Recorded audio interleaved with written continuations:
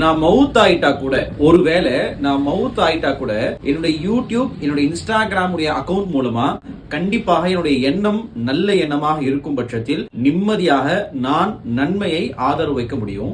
உங்க ஒவ்வொருத்தருடைய இன்ஸ்டாகிராமையும் உங்க ஒவ்வொருத்தருடைய யூடியூப் சேனலையும் நீங்க கொஞ்சம் யோசிச்சு பாருங்க. நீங்க மௌத்தான பிறகு அதன் மூலமா கண்டிப்பா நன்மை தான் உங்களுக்கு கிடைக்குமா? எத்தனை இஸ்லாமிக் இன்ஃப்ளூயன்சர்ஸ் பணத்துக்காகவும் வெறும் லைக்ஸ் அண்ட் வியூஸ்க்காக மட்டுமே என்ன வேணாலும் செய்யலாம் அப்படின்னு துணிஞ்சிட்டாங்க. பல இஸ்லாமிக் சேனல்கள் இஸ்லாமிய செய்திகள் சொல்வதாக இருந்தாலுமே கூட நடிகர்களை தான் உருவாக்குறாங்களே தவிர அவங்க சொல்லக்கூடிய செய்திகள் உண்மையிலேயே தனி மனித மாற்றங்களை உருவாக்குதான்னு சொன்னா மிகப்பெரிய கேள்விக்குறிதான் அங்க பதிலாக இருக்குது. நாம லைக்ஸ்க்காகவோ அல்லது வியூஸ்க்காகவோ இஸ்லாமியராக வாழல.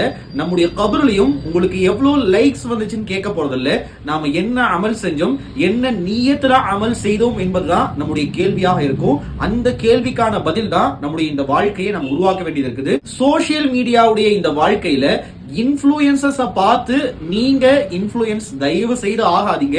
உங்களுடைய தனிப்பட்ட வாழ்க்கை அல்லாஹ் ரசூலுக்கு பிடித்தமானதாக இருக்கணுமே தவிர நீங்க பிரபல்யம் ஆகிறது உங்க வாழ்க்கையுடைய நோக்கமே கிடையாது. தயவு செஞ்சு இந்த வீடியோவை குறைஞ்சபட்சம் ஒரு 10 பேருக்காவது தயவு செஞ்சு ஷேர் பண்ணி விடுங்க.